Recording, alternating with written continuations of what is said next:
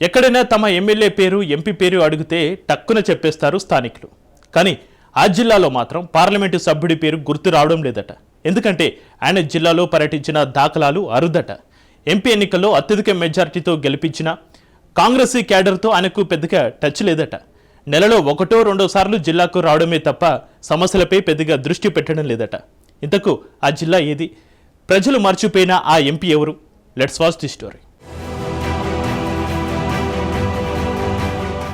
జిల్లా పర్యటనలకు దూరంగా రఘురామరెడ్డి.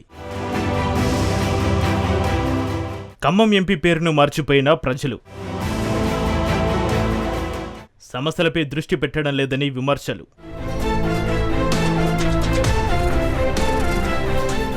పచ్చని ప్రకృతి అందాలకు నెలవు ఉమ్మడి ఖమ్మం జిల్లా. ఇటీవల జరిగిన పార్లమెంట్ ఎన్నికల్లో ఖమ్మం పార్లమెంటరీ సెగ్మెంట్ నుంచి ఎంపీగా రామసహాయం రఘురామరెడ్డి అత్యధిక మెజార్టీతో గెలిచి మునిపెన్నడూ లేని రికార్డు సృష్టించారు. Congress party senior leader Ramasahayam Surender Reddy తనయుడు మంత్రి పొంగులేటి శ్రీనివాసరెడ్డి వియ్యంకుడు రఘురామరెడ్డి గత ఎన్నికల్లో వారి పేరుతోనే ప్రచారం చేసి వారికున్న అభిమాన బలంతో రఘురామరెడ్డి భారీ విజయాన్ని సాధించారు. తండ్రి సురేందర్ రెడ్డి మొదటి నుండి రాష్ట్ర రాజకీయాల్లో ఉన్న తనయుడు రఘురామరెడ్డి మాత్రం పెద్దగా రాజకీయాలపై ఆసక్తి చూపలేదు. గడిచిన అసెంబ్లీ ఎన్నికల్లో రాష్ట్రంలో కాంగ్రెస్ అధికారంలోకి వచ్చాక పార్లమెంటు టికెట్ కూడా పొంగులేటి తమ వర్గానికే దక్కేలా చేసిన వ్యూహం ఫలించింది. ఈ తరుణంలో రాజకీయాలకు దూరంగా ఉండే రఘురామరెడ్డి అనుకుని పరిస్థితుల్లో పొలిటికల్ ఎంట్రీ ఇచ్చి ఎంపీగా గెలవడం చకచకా జరిగిపోయాయి.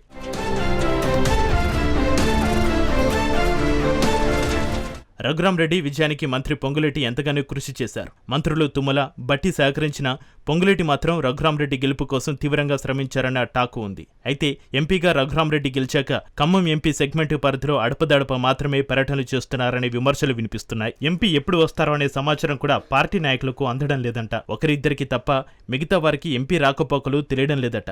దీనికి తోడు జిల్లాలో తిష్టవేసిన సమస్యలను కేంద్రం దృష్టికి తీసుకెళ్లడంలో విఫలమవుతున్నారనే టాక్ బలంగా వినిపిస్తోంది. పార్లమెంటు సమావేశంలో సైతం సమస్యలను ప్రస్తావించడం లేదని ప్రతిపక్ష పార్టీలు విమర్శిస్తున్నాయి. కేంద్రం నుంచి నిధులు రాబట్టే దిశగా ప్రయత్నాలు చేయడం లేదట. రైల్వే, ఉపాధి రంగాలు, సాగునీటి ప్రాజెక్టుల నిర్మాణం కోసం కేంద్రం నుంచి ఆశించిన స్థాయిలో నిధులు రాబట్టలేదనే టాక్ ఉంది. కేంద్రంపై ఒత్తిడి చేసి రావాల్సిన నిధులు దక్కించుకోవడంలో ఎంపీలు చొరవ చూపాల్సిన బాధ్యత ఉన్న రఘురామరెడ్డి అవేమీ పట్టించుకోవడం లేదనే విమర్శలు వినిపిస్తున్నాయి. ఖమ్మం పార్లమెంటు నియోజకవర్గ పరిధిలో 7 అసెంబ్లీ నియోజకవర్గాలు ఉన్నాయి. ఆయా ఎమ్మెల్యేలతోనూ ఎంపీ రఘురామరెడ్డి పెద్దగా టచ్లో లేరట. తమ ఎంపీ దృష్టికి ఏదైనా సమస్య చెప్పుకుందామంటే అందుబాటులో ఉండడం లేదట. ఒక్కో నియోజకవర్గంలో పోటీపడి మరీ ఎంపీ ఎన్నికల్లో భారీ మెజారిటీ అందించి పెట్టాం, కానీ ఇప్పుడు తమకు ఎంపీ అందుబాటులో ఉండడం లేదని ఎమ్మెల్యేలు లోలోపన మదన పడుతున్నారట. నియోజకవర్గంలో ప్రధానంగా ఉన్న లీడర్లను సైతం ఎంపీ గుర్తుపట్టే పరిస్థితి లేదట.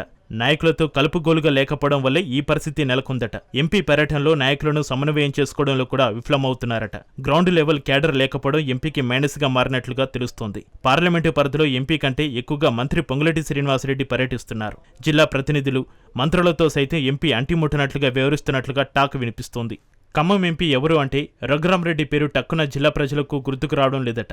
గతంలో ఎంపీలుగా పనిచేసిన నామనాగేశ్వరరావు, పొంగులేటి శ్రీనివాసరెడ్డి, రేణుకా చౌదరి జిల్లా ప్రజల్లో తమకంటూ ఒక ప్రత్యేక స్థానం సంపాదించారు. ప్రజలతో మమేకమవుతూ జిల్లా సమస్యలను పార్లమెంటు సమావేశంలో లేవనెత్తడంలో కీలక భూమిక పోషించారు. ఆ స్థాయిలో రఘురామరెడ్డి వ్యవహరించాలని ప్రజలు కోరుతున్నారు.